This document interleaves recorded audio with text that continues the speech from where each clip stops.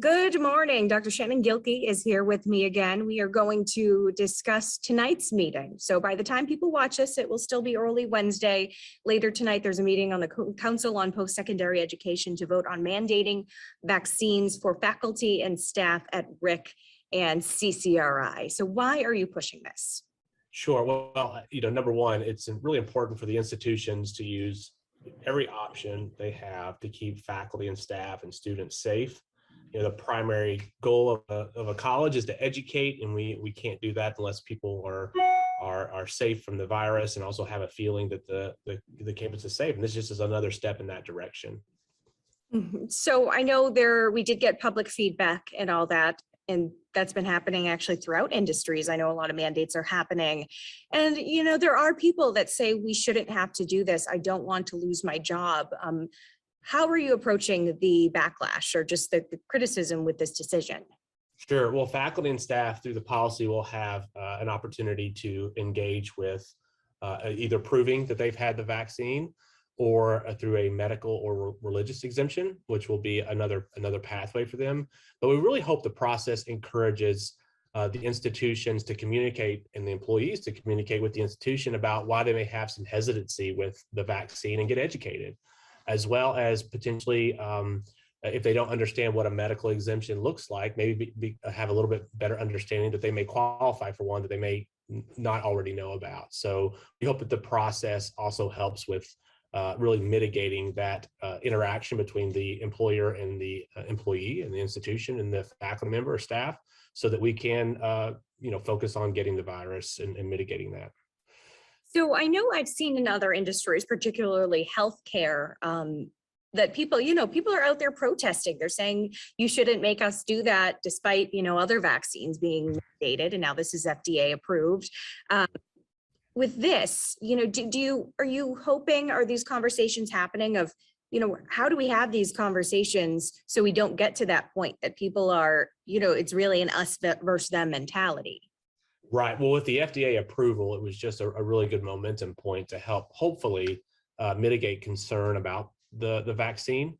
But this, really encouraging a process through a policy that would help those that are hesitant about why they choose not to get the vaccine. This will help some opportunities for education, and the process that each institution will use to implement that will have that direct education about why vaccines are important, why the FDA approval process, and how the COVID vaccine specifically mitigates the virus.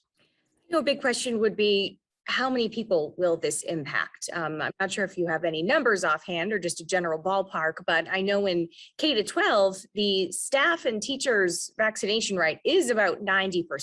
I would think that it's a little less in higher education. I'm not sure, because there was really a big push for K-12.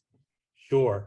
Well, we hope that at minimum that this policy adds to our, at least projecting us towards herd immunity. That's what we've been advised by CDC to reach those percentages and to help really beat back the pandemic, which is what our number one objective is, so that we can continue with educating individuals on the campuses. So what have you learned about the mandates for students themselves? Will this mirror, this faculty and staff vaccination requirement mirror how students are going? You submit them, you have XYZ options.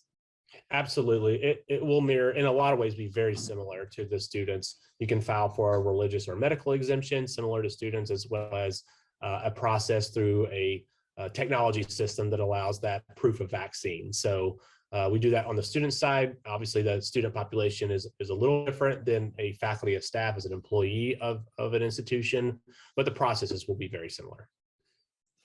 And I know we've been talking for several months about possible mandates, all that. It took a couple months for decisions to be made about a student mandate, et cetera, with the Delta variant. When was the moment where yourself and colleagues and medical professionals went, this is the right decision for faculty and staff too? Yeah, it's a great question. Well, number one, we know that the vaccine is the number one tool against really beating back the virus, mitigating the impact of the virus. But we also heard from our faculty unions that said, we support this. We heard from students that said, hey, we have the vaccine. We've been required to have the vaccine. Would our faculty and staff consider having that requirement as well to help make sure that we feel safe? And you take all those things and you add them up, and then you start that process of what would a policy look like, because we have to be thoughtful about that, just like we were thoughtful with what would a policy look like for students. And that puts us on a timeline of and some momentum of getting this moment. We are our Rhode Island's leading the nation in the requirement for students. We were the first in the country to have a student for all of our institutions. We're leading on the faculty and staff front. And when you lead, you have to be thoughtful, and because you don't have really a model to go by. And so we wanted to make sure that we got to the right decision at the right time with the right variables or inputs to make a good policy. I know the world is changing. Higher ed front is changing. We've always been watching enrollment. I know, especially this year, yourself and others really want to keep enrollment up during a tough year. Are there conversations about what mandates could actually impact? Could people de-enroll? All of that. Are those possibilities? Do you think that, this will have a big impact, or do you think it won't? Sure. I think that, we have to watch the data that comes out with enrollments, vaccination rates. We also have to look at folks adults that might be coming off unemployment benefits that want to get back into the job market. I mean, there's a lot of complex variables that go into helping really improve enrollment rates in our institutions. Requirements obviously is one of them. So we want to look at all those factors and then look at recruitment models for attracting folks into the classrooms and getting them educated and into a job, because that is our primary goal.